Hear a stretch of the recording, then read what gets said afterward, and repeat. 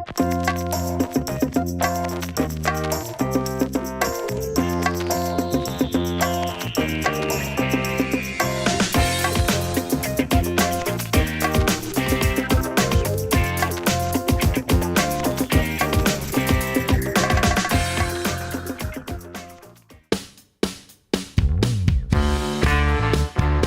was an advertising photographer for 25 years.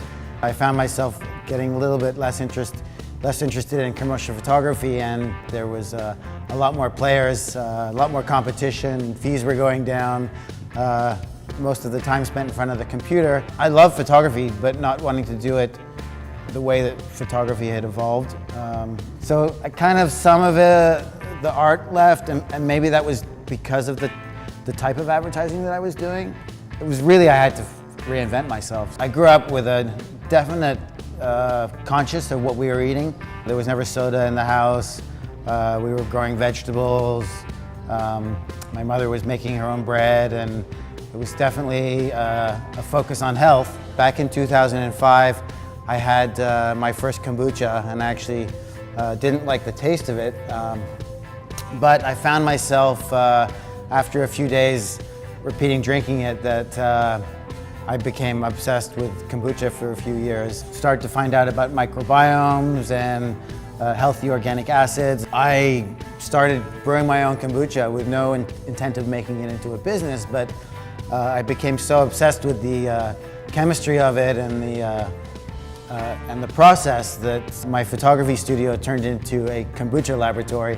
I became obsessed with trying to make the most healthy, best kombucha for myself.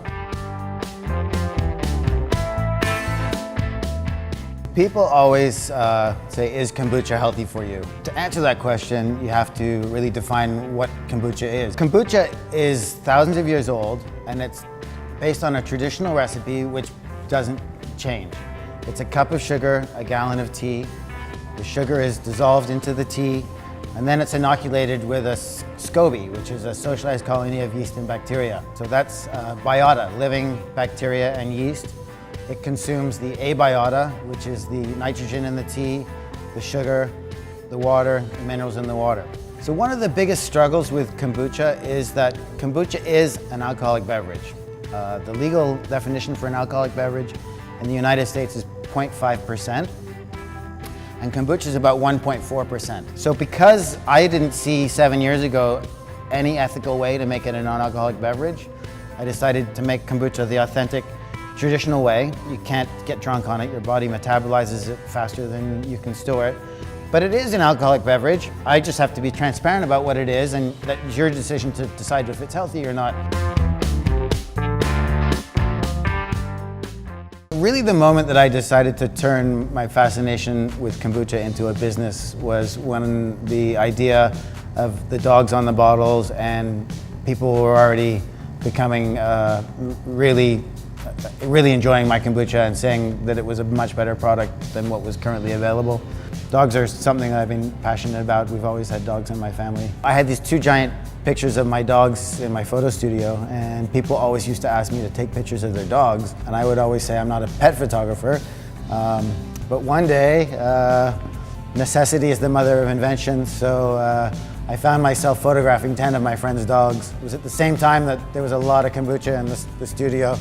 And I put one of the pictures of their dogs on a bottle, and it was just so tactful and such a nice, it's like a little piece of art and something consumable. So about 2 weeks later, I thought, oh, they should be rescue dogs, and it probably came up from growing up in Canada, having missing children on the milk bottles. And then I thought I'd never seen a product on a store shelf that was altruistic, product facing out to the consumers. So then I became obsessed with the idea of that as an idea, and for the past 7 years, that's all I've been doing is making kombucha dog. Consumers sometimes are confused by it, but once they understand what we're doing, there's a really nice aha moment where they understand, like, this is a rescue dog that I can actually adopt, and this is fantastic kombucha, and it's a really nice consumer connection.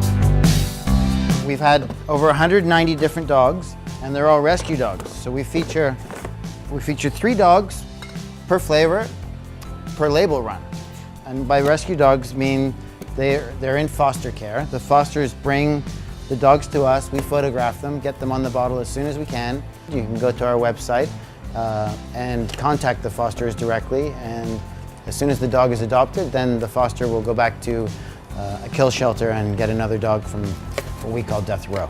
So the aim is to be a vehicle to raise awareness, to show that dogs in the shelters are beautiful animals that could be pets. We haven't had one dog that we thought this dog could not be in a home or is not a loving pet. So the success rate is over 90%, and the reason why is the photography. Once you get a good picture, the dog has something like an 80% higher chance of being adopted. So as we move forward and we have more resources, we plan to photograph a lot more dogs.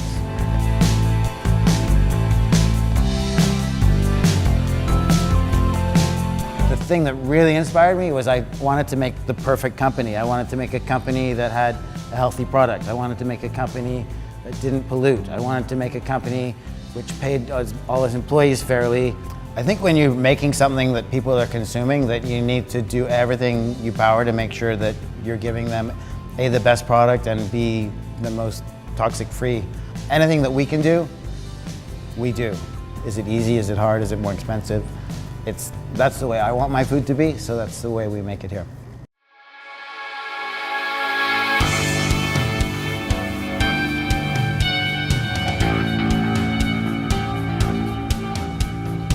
We have this amazing green tea from China, and you'll see it's not just your average run-of-the-mill tea.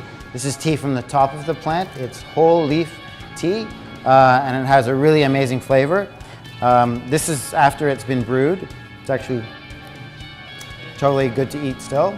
And we've probably fermented over 200 different teas to find the one that we like the best. And we're trying to produce a clean, crisp flavor at the end of fermentation. We don't use flavored teas to flavor our kombucha. We use tea to produce the best taste after it's fermented.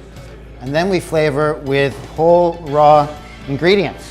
And we use ginger, raspberries or blueberries, and we cold press them here at the facility. We're taking a healthy thing and we're adding a healthy thing, as opposed to taking a healthy kombucha and then adding some pasteurized flavored syrup, which is basically just sugar and chemical flavors basically at that point. So we're adding life to life.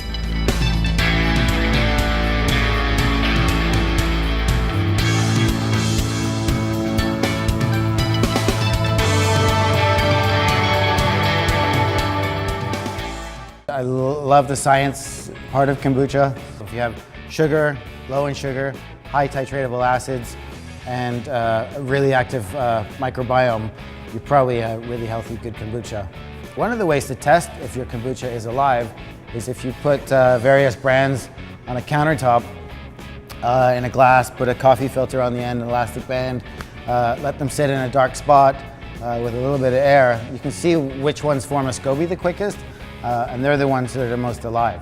And by the way, you don't need to buy a SCOBY. The living yeast and bacteria is in the liquid.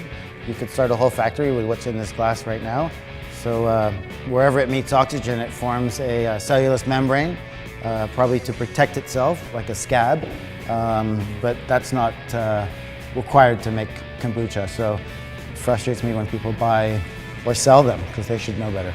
As we evolve out of farming into cities, the diversity of our human microbiota is becoming much less, and as that diversity becomes less, we see more disease, which came first, but definitely having a food with a rich microbiotic, active, living content is definitely something that I truly believe in.